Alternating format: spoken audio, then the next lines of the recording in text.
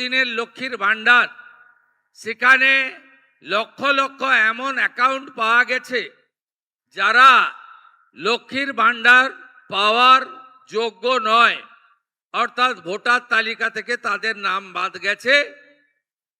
কেউ মৃত, কেউ অভারতীয়, কেউ এলাকায় থাকেন না তাদের। এমনকি অবাক হয়ে যাবেন, কয়েক লক্ষ পুরুষের অ্যাকাউন্টে লক্ষ্মীর ভাণ্ডারের টাকা ঢুকিয়েছে এরা।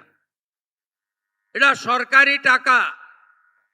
প্রাপকদের কাছে, যোগ্য প্রাপকদের চিহ্নিত করে তাদের হাতে কর্মসূচি পৌঁছে দেওয়ার ইচ্ছাই যিনি নিজেকে প্রধানমন্ত্রী বলেন না, প্রধান সেবক বলেন নরেন্দ্র মোদীজির, আর তার অনুপ্রেরণায় মার্গদর্শনে এই রাজ্যে যে ডবল ইঞ্জিন সরকার তৈরি হয়েছে, সেই সরকারও এই নীতিতে বিশ্বাস করে যে মানুষটির প্রকৃত প্রয়োজন তাকে পৌঁছে দেওয়ার দায়িত্বটা সরকারের।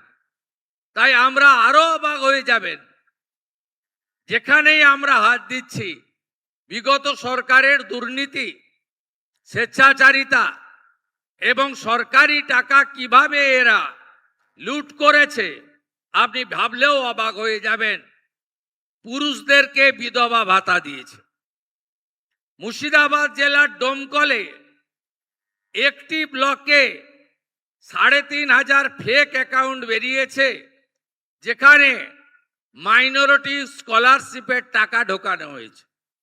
তাই আপনারা, আমি আশা করব জনগণ চান প্রকৃত মানুষের হাতে অর্থ আসুক, সামাজিক প্রকল্পের সুযোগ তারা পান।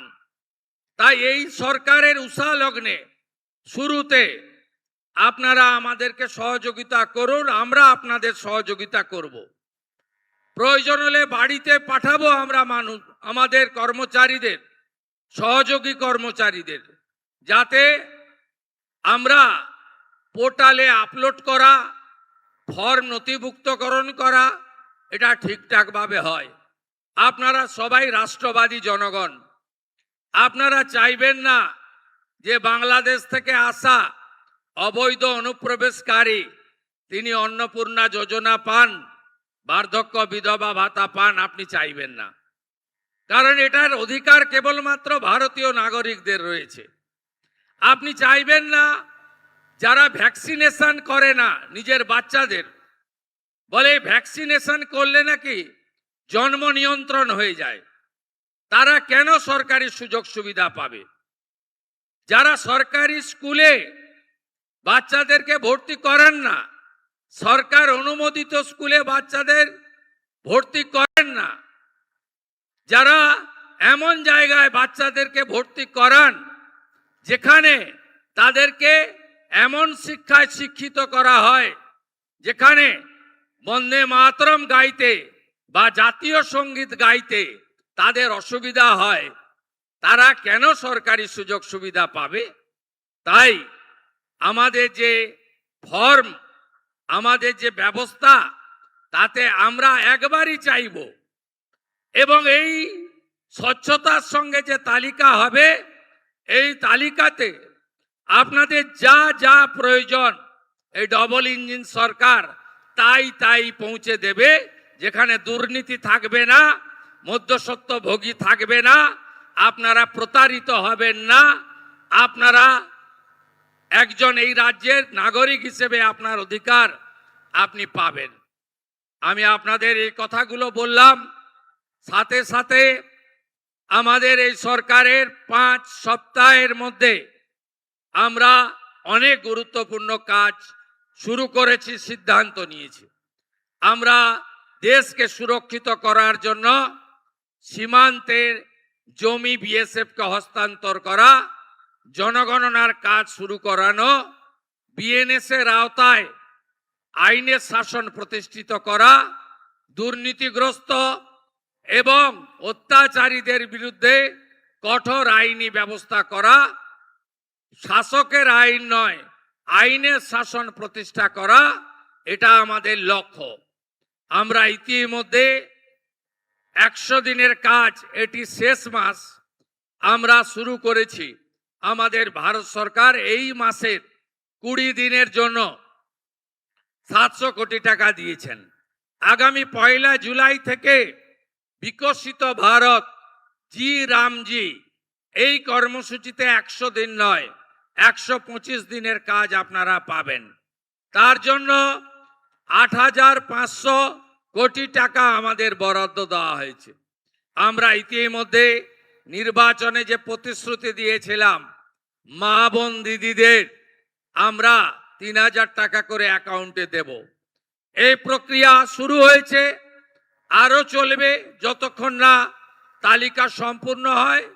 আজ সকালের হিসাব আপনাদের দিয়ে দিলাম, 79 লক্ষ আমাদের দিদি বোন মায়ের অ্যাকাউন্টে পশ্চিমবঙ্গ সরকার এখন অবধি 3,000 টাকা করে আপনাদেরকে অন্নপূর্ণা যোজনায় ট্রান্সফার করতে পেরেছে। শুধু তাই নয়, আগামী 20 জুলাইয়ের মধ্যে আবাস যোজনাতে সার্ভে হচ্ছে।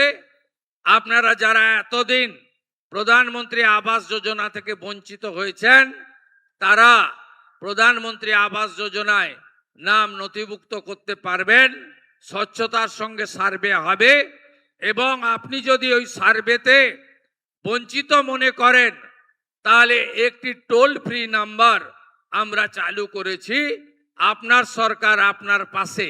সেখানে আপনারা ফোন করে সরাসরি আপনার অভিযোগ জানাতে পারবেন, আমরা যথাযথভাবে বিবেচনা করব। আমাদের অনেক পরিকল্পনা আছে, সেই পরিকল্পনা অনুযায়ী আমরা ধীরে ধীরে এগিয়ে নিয়ে যাব। আমাদের ইতিমধ্যে প্রধানমন্ত্রী গ্রাম সড়ক যোজনাতে আমরা অনেক রাস্তাকে চিহ্নিত করেছি। ভারত সরকার আমাদের 2400 কোটি টাকার অনুমোদন দিয়েছে, 1000 কোটি টাকা আমাদের ট্রান্সফার করেছে এবং রাস্তাঘাটগুলিও আমরা আস্তে আস্তে সুন্দর করে দেওয়ার কাজ, গ্রামীণ রাস্তাগুলিকে পাকা করার কাজ এবং যে রাস্তাঘাটগুলি ভেঙে গেছে রিপেয়ারিং করার কাজ আমরা করব। আমরা আপনাদের বাড়িতে পরিশ্রুত পানীয় জল পৌঁছে দেব। জল জীবন মিশনে আমরা 39,000 কোটি টাকা কেন্দ্রীয় সরকারের সঙ্গে চুক্তি করেছি এবং দীর্ঘদিন ধরে নন্দীগ্রামবাসীর যে জলের পাইপগুলো পড়েছিল, আমি এখানকার এমএলএ ছিলাম বলে রাজনৈতিক কারণে, প্রতিহিংসার কারণে সে কাজও আমরা শুরু করেছি। আপনারা পরিশ্রুত পানীয় জল পাবেন। আমরা সব সেক্টরে সব